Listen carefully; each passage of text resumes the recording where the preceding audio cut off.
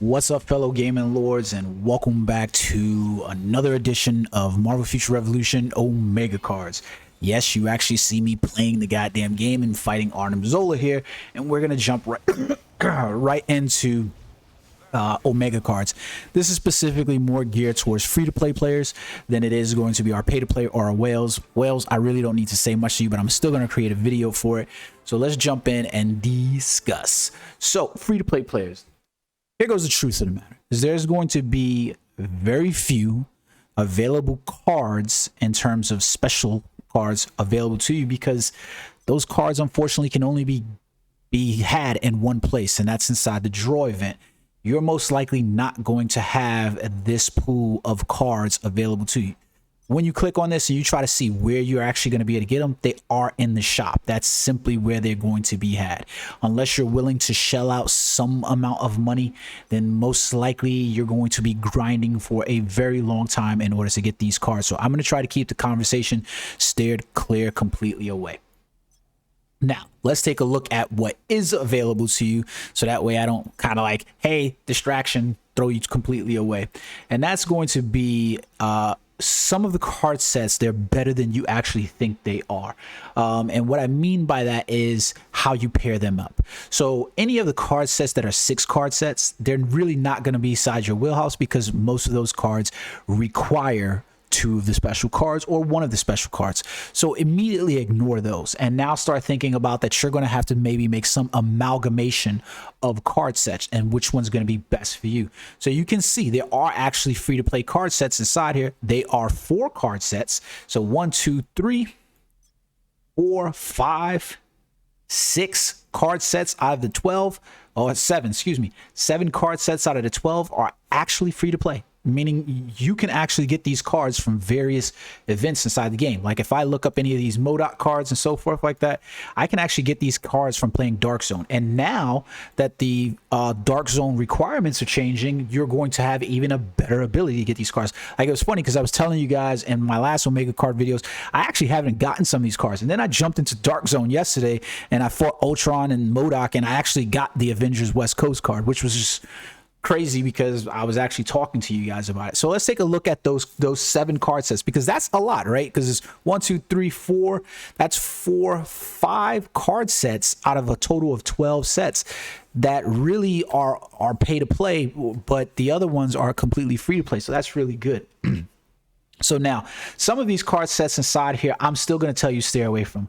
For instance, this defensive stat inside here, until I see more from the developers for this, I'm going to say that eventually over time that defense stat is probably not going to be the best thing for you, because I think there are going to be ways around defense where defense is going to matter less and less as the life of the game goes. And I'm basing that assumption on looking at how Netmarble as a development team has handled like games like Marvel Future Fight, even 7 Deadly Sins and so forth like that. Typically in games, defense usually tends to matter less as attack tends to matter more. But let's take a look at some of the other card sets inside here. For instance, Hydra Empire is actually a really decent set when you look at the cards individually, especially that the 2 set bonus is attack. So any of the card sets where the basic 2 set bonus is going to be attack is going to be obviously one of those sets that you want to hone in on. Because looking at those sets, I automatically get to see, hey, you know what? I'm going to raise my power level natively just from using those sets. Now, you notice that the Hydra Empire one and the Dark Zone one are the only 2 that have it at 2 set.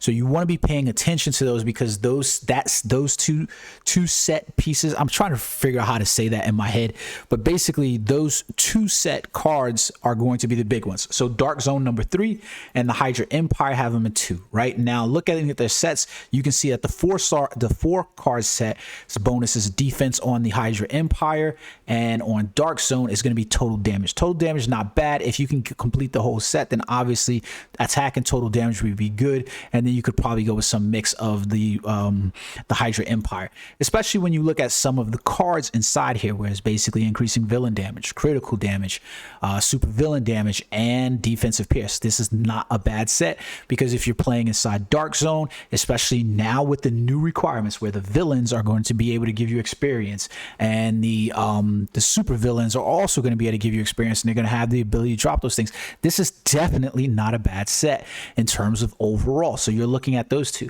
If I looked at Hydra Empire and I go, it's got attack on the card, it's got critical damage on the card, HP on the card, and then finally cooldown decrease.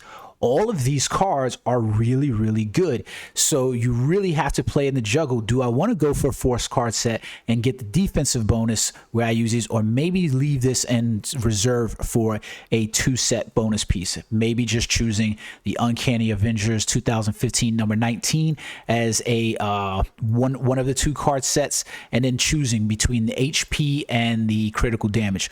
The cooldown decrease card is definitely a good card, especially if you're playing a character like Doctor Strange. Then you could go there, but maybe instead of going for a full 4 set, because the second stat is defense, you go with a 2-piece on the Hydra Empire and go Avengers Red Skull Incarnate or the Avengers and X-Men Axis. That would probably be my suggestion to you. Meanwhile, if we rolled over to New Stark City, you can see that the first set right here is defense and HP. So maybe this is not the 4 set that I want to go for. But if I look over here at Xanderth, now I get an HP and an attack, and the cards have defensive pierce on them, the max damage rate, super villain damage, and attack. So you can start to see like, hey, you know what? I can go for a 4-piece on Xanderth because those are really good stats across the board on all the cards. And this 4-star effect over here is really good at HP and attack. HP and attack will probably always be king in almost every video game, right? Mobile or PlayStation, Xbox or PC, right? And then we look at the Midgardia cards, right? The Midgardia cards innately are increasing critical damage and critical rate, which is actually awesome, right? Because if I do this with these cards, then I'm natively boosting up my damage quite a bit. And so if I'm looking at, like, you know, trying to hunt most wanted targets in Dark Zone or in the normal world, this is going to help me get accelerated boosts on my characters, right? Now, when I look at the individual cards inside there, you can see that there's some pretty good stats on the attack, defense, HP, and then critical damage. So I probably negate this one from here or whatever, but the other 3 cards are really good.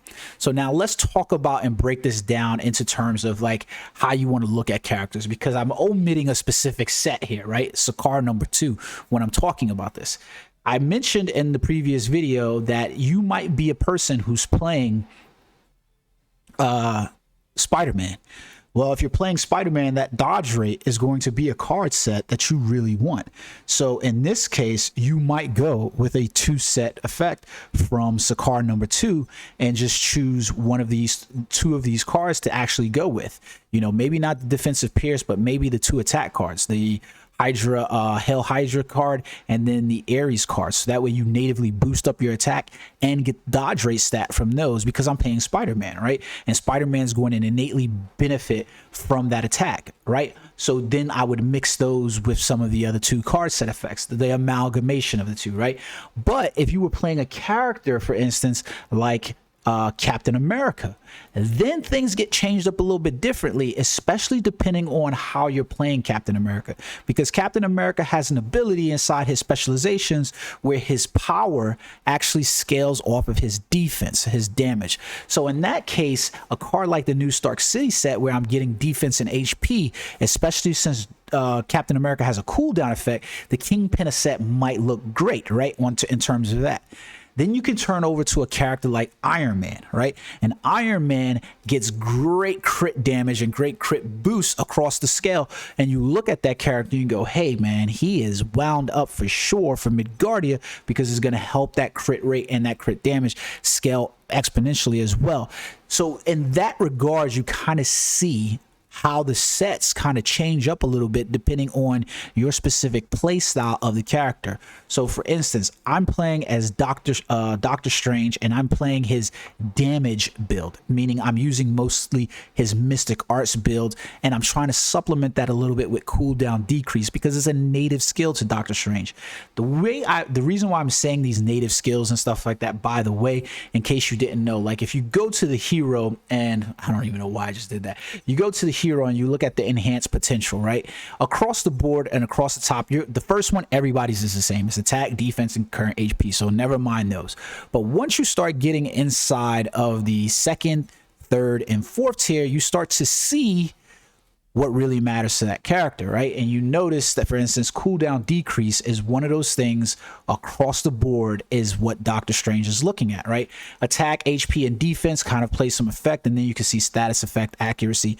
So most likely you'd be looking at this character and be like, cooldown decrease, yeah, I want to get into some attack. So I would look at the card sets that we have available inside the Omega cards, and I would look to complement that, you know what I mean? So I'm looking for card sets that are obviously going to help him boost his HP and attack while also boosting his cooldown decrease. So like I mentioned out earlier, you know, the super villain team up over here has the attack boosting set. So instead of choosing just one of the other cards, I might choose the cooldown decrease to get the benefits from there, while also choosing the attack card since that's what I want to have boosted on my damage, right? So you can see how that kind of works when you're changing up the character depending upon whom you're playing. So we could get really in the weeds about min-maxing and how you could build those cards, as well as taking specific cards from each of the sets and never minding the individual set bonus that you're getting. Although I would highly suggest that, especially as a free-to-play player,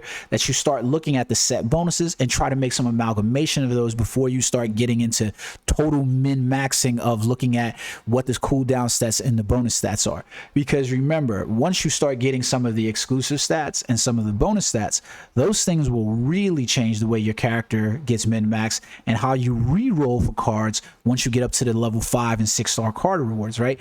Because if I got a card inside here and I don't play a lot of PvP and it has PvP damage increase, PvP damage decrease, what difference does that make to me? Especially if I'm playing inside game modes where I was like, I don't really care about Omega War. And now Dark Zone has got a complete server where PvP damage doesn't even make a difference because I don't have to worry about server number 3 inside Dark Zone is going to be completely PvE oriented. I don't have to worry about that because I don't really care about dimension tools. I don't care about Omega War. I only play those things to just get the base level rewards of whatever I can get. So instead, I'm looking for that ultimate gauge recovery. I'm looking for that cooldown decrease. I'm looking for that air to surface damage to help me when I jump in Dark Zone to get better badges, to help me when I jump into Blitz to do more damage, to help me when I do raids so that way I can get more my ultimate gauge recovery up and stuff like that. So you see the way that works where you're literally starting to min-max stats inside that regard across the cards, but you really probably want to make sure, first of all, stick at the top level of the substats here, the set effects, and make sure that you get some kind of parrying from those set effects. Take advantage of those. Like some people might go, I just want all attack inside there, and I'm going to get the 2 set effect from here. I'm going to get the 2 set effect, not that one, excuse me. I'm going to get the 2 set effect from here to get the attack, and then I'll look at one of the other ones to get, you know, the 2 set effect from there. There's another one with the attack set from there, but they'll get the first stats like there. So like if you're playing Spider-Man, I'm gonna get the 2 set effect from here, the 2 set effect from here, and then the 2 set effect for the dodge rate assistance over here by just choosing attack and choosing attack on this one. You see what I mean? Like you get to play with the card sets, and in that regard it's pretty cool because I get where they were going with in terms of not necessarily having to this is a team overall thing and leaving it so much as a individual character thing, because there's a lot more variation there by having you equip the cards, especially when you consider that, yeah, you know what, these special cards are going to cost people money, and I'm obviously going to get people to pay money because, you know, Doctor Strange is out right now. He's my favorite of the top 8 characters now. But when Thor releases, you think I'm not going to go skip on over to Thor and be like, hey, I need some special cards on my Thor character because I want to max him out as well and get him high?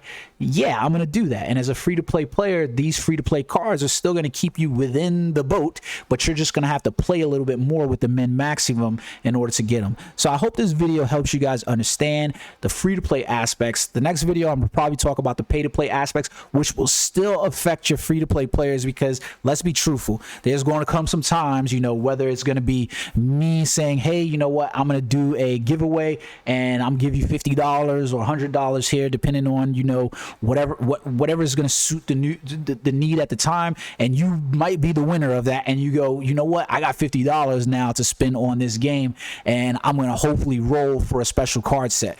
Or, you know, you decide that you've got money to spend this month and you've got 26 bucks or something like that, you're like, hey, I'm gonna roll these. So pay to play still kind of works within your favor. Obviously wailing out is going to be a whole different story.